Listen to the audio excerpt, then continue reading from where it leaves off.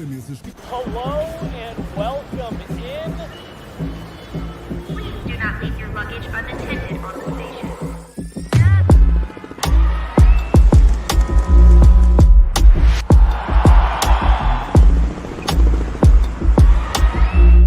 Welcome to the show. Hello, good morning. Welcome to another Guerilla Sports Daily. I'm your host for today, Liv Moods. Happy Hump Day. Wednesday always feels like that day of the week where we're getting so much closer to Friday, but we're just not close enough. But I hope you are having a blessed and wonderful Wednesday so far. It is Wednesday, is it? Yes. Okay. I just had to make sure. Sometimes my days all blend together. We've got lots of things to discuss today, lots of news in the sports world. Later today, I will actually be going live. Our off-court episode will go live today, 6 p.m. Mountain Time. I will have a very special guest talking about the Nuggets schedule, breaking it all down for me. We've got Jay on the board today. Jay, what's going on? So yeah, we've got a lot of exciting things, a lot of people here in the studio, a lot of cool things happening, content coming your way 7 days a week. You guys know how it goes here at Guerilla Sports. If you are not following Guerilla Sports on all things social, subscribe to our YouTube. Make sure you do that. We're covering all things NHL, NBA, NFL. We talk about it all over here in this studio. So make sure you are subscribed and tuning in to all things content over here.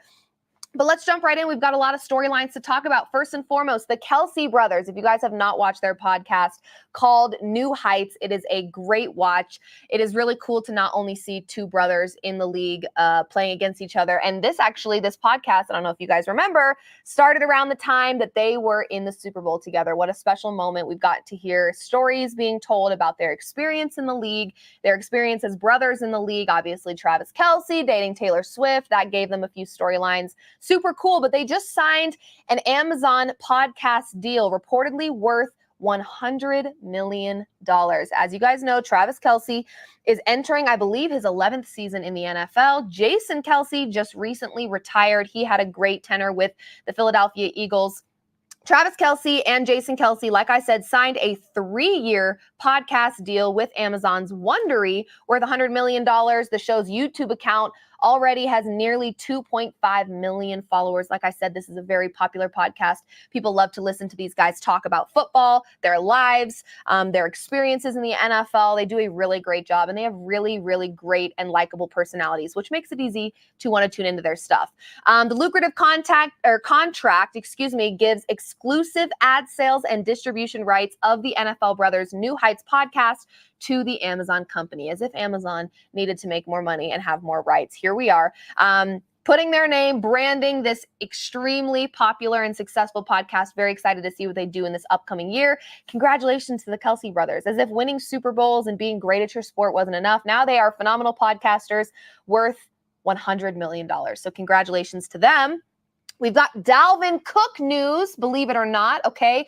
4-time Pro Bowl running back Dalvin Cook is flying to Dallas, actually, for a visit Monday night with the Cowboys, as if we didn't hate the Cowboys enough. Now they may have Dalvin Cook on their side. Oh my gosh, I hate it. However, we do know that the Cowboys, their run game is one that needs to be prioritized. That probably is their weakest point. You could argue that Dak Prescott's health and or accuracy and consistency in the playoffs is also a major issue, but I do think that running back depth needs some work. They lost Tony Pollard in free agency, but they did reunite themselves with Ezekiel Elliott, who was a longtime Cowboy and then was with the New England Patriots for a season. They've got him back. Is Dalvin Cook the answer to their running back depth issue? It just might be. Cook played most of last season for the New York Jets, but failed to really make a big impact, recording 67 rushing attempts for 214 yards. Not super great, but maybe Dallas is the answer for Dalvin Cook, and maybe Dalvin Cook is the answer for Dallas. Let me know what you think about that. We've got, if you guys were here with me, I want to say a week or two ago, we talked a little bit about all the drama with the University of Michigan. We know that they're under some heat with the NCAA in terms of, were they stealing people's play calling? Were they being shady? There were 50-something text messages that were deleted. They were being shady. But we've got some more on that. Former Michigan football analyst Connor Stalions, who really is the center of attention here in this issue, because there are claims that he disguised himself. He went to other teams' practices. There are receipts that show he purchased tickets to other games that Michigan was not playing in. And it is believed that his role there was to steal play calls. Well, He has told the NCAA, I did not obtain signals through in-person scouting. Okay, is he telling us something else then? Is he airing out his dirty laundry in a different way? Maybe he didn't get it in person, but somehow he still got it, which is why he's under center. He told the NCAA investigators that he didn't engage in sign stealing through in-person scouting, which is a key aspect of this investigation with Michigan. The interview conducted in April is featured in the new Netflix documentary Sign Stealer. Wouldn't you hate to be the star of a Netflix documentary and it's called Sign Stealer? I mean, my gosh. He says that he obtained the signals actually through watching TV and via an underground community of college football analysts. Oh, so now there's some shady business. There's an underground situation here that we've got to start looking into. Maybe Stalions is not the only person engaged in this type of behavior, but he is the only person getting caught for it right now because Michigan won a championship. All eyes on you when you're the best there is, right? So now I'm sure a lot of people having the question of, would Michigan have been as successful as they were had they not been sign stealing, had they not been getting signals and play calls for other teams ahead of matchups? Maybe. We know how college football works very differently than the NFL. You can't lose in college football if you want a chance at the playoffs. You pretty much have to win every game in the regular season and beyond, okay? So it makes you wonder, some of those games that Michigan won, some of those close calls, would they have been a different story had Michigan not had play calls or signals that were obtained by Connor Stalions? He still maintains, I did not do it in person. However, he was reportedly wearing a disguise, like I said, on the sidelines of Michigan State's 2023 season opener against Central Michigan. Michigan didn't play in this game. He's in disguise. He's at the game. Why are you there? Why do you care? Don't you have a season to worry about with your own team? Why are you at this game? Your team's not even playing. He did tell, however, the NCAA that at that game, he didn't remember being at that specific game. Short-term memory loss. How convenient.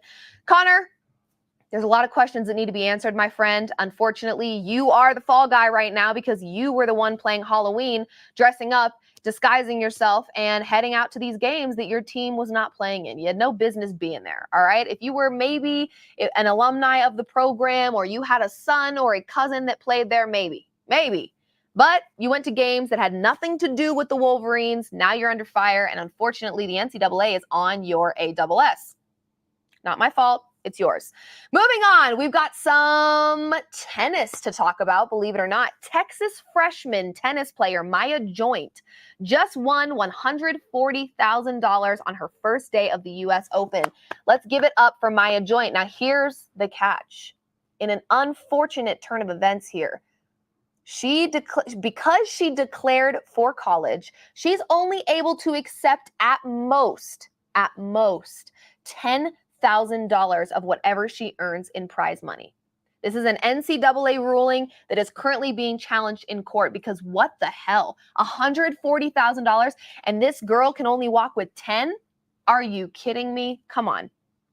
We're shoving NIL down people's throats. We're saying this is the future. These student athletes drive so much money and revenue to our universities. They deserve to be paid for the work that they put in.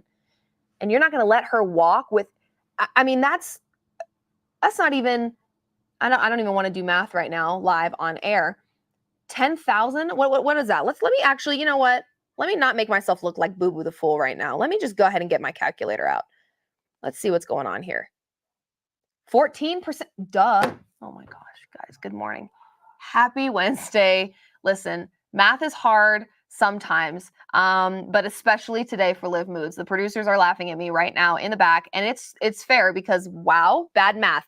Regardless of what the answer to that math equation was that had my brain spinning, that is bullshit. $10,000 of $140,000. She made that money. She earned that money, and she can only walk with $10,000. Why? Because the NCAA rules prohibit athletes from taking more than $10,000 in prize money.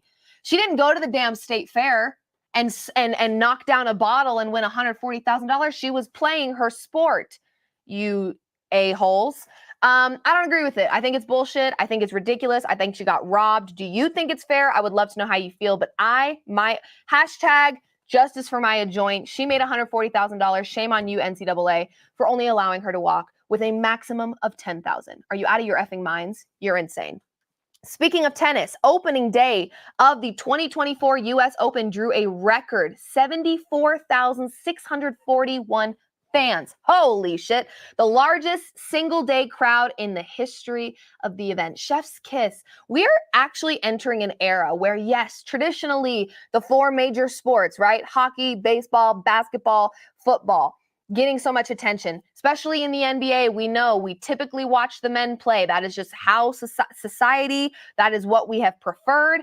Not all of us, but as a whole, we've typically spent more money, more time, more energy on the NBA rather than the WNBA. As unfair as it may be, that is the reality. That's the nature of the beast. But we're seeing more sports getting more attention. Some very, very insanely talented athletes getting the attention and the respect that they deserve. And I love that. A historic crowd for the U.S. Open. We love to see it. Who knows where it'll be a few years from now, but love to see that 74,000 plus people gathered around for this event. Love to see it.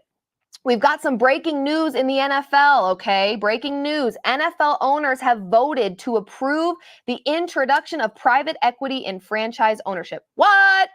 Money, isn't it so funny? The NFL loves money. Don't we all love money? But the NFL specifically really, really loves money. Now, my question is, here's a little bit of the information just so that you have it. Firms will initially be capped at 10% of a team's equity. We know that number will grow.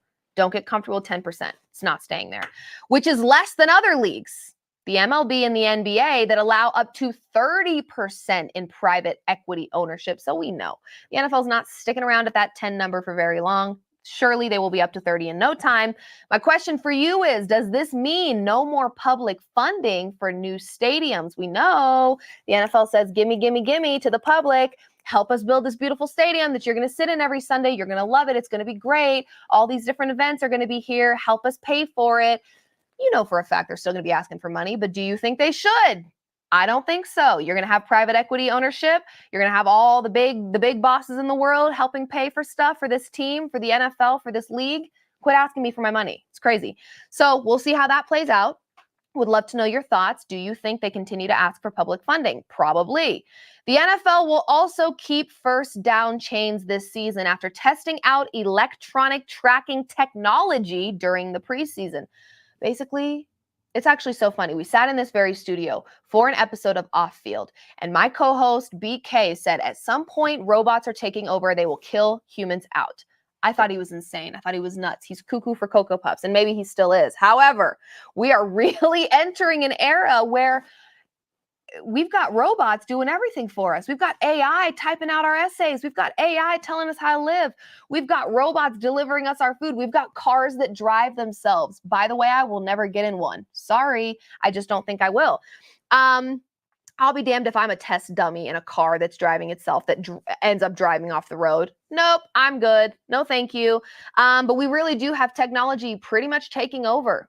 Completely taking over. I don't know how I feel about it. I know I am from the era in which our cell phones are our livelihoods. Okay, I've got my schedule on here. I've got my contacts on here. I stay connected with people on here. Okay, we know the power of the cell phone.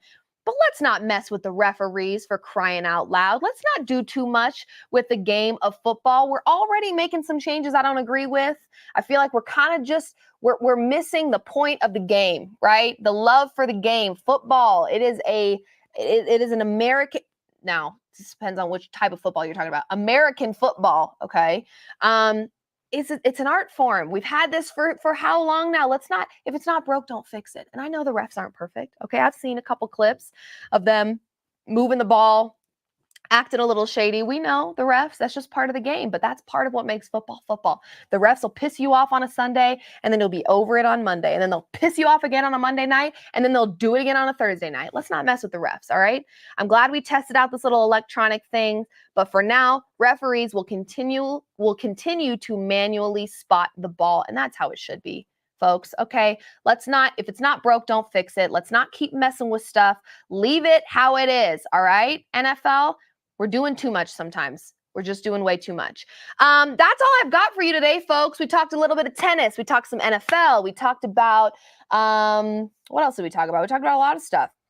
NCAA, Michigan, what's it looking like for Connor Stalions? We talked about Dalvin Cook to Dallas, question mark, question mark. Travis Kelce and Jason Kelce getting a new deal. Lots and lots to discuss today. I appreciate you guys for being here. Today was short and sweet. We got to the point. We talked about what we needed to talk about. And like I said, tonight, 6 p.m. Mountain Time, we've got another off-court episode with a very special guest. We're going to be breaking down the Nuggets schedule, looking ahead, making some very steep and hot predictions for the upcoming season as we get closer and closer. And I do have some very exciting guests on my radar. They're locked in. We're going to have some really cool people here in the studio talking about the NBA season. So make sure you're tuning in, like I said, to all things Guerilla Sports. We've got NHL coverage, NBA, NFL, and the NFL season, my friends, is right around the corner. First week of September, our lives are about to dramatically change. Your Sundays are no longer about bottomless mimosas and brunch dates, okay? You better be in that house, locked in, watching the Denver Broncos, watching your favorite team, placing bets, eating wings, drinking beer. Come on. You guys know how this goes. Let's not forget, we're about to enter the most exciting phase of our life. And then in October, just a very short month away, we've got the NBA season. We're about to enter the busiest but most exciting time of our lives. So make sure, like I said, give us a follow on all things social. Guerilla Sports on Instagram. We've got Guerilla Sports on Instagram, TikTok, and Twitter. Find us, follow us, but also make sure you're subscribed to our YouTube so that you won't miss out on any of our coverage. 7 days a week, we've got content coming your way. Thank you so much for being here. This has been another Guerilla Sports Daily with your host, Liv Moods. Much love. Happy hump day. Have a wonderful rest of your week, and we'll see you later tonight for another off court, 6 p.m. Mountain Time. See ya.